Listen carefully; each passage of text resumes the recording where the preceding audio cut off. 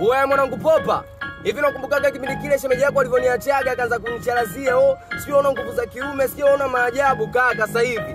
Sikia.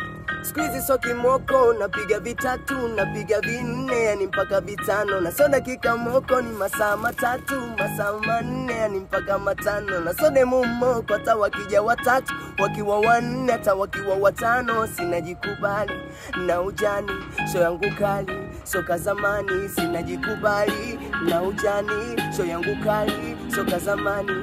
Hii ni kiboko ya kibamia, hebu jaribu kuitumia, mwenzako imenisaidia, na ndo maana ninaisifia, na wewe usiye na nguvu pia, hebu jaribu kuitumia, mwenzako imenisaidia, na ndiyo maana naisifia, ujani, ujani, ujani.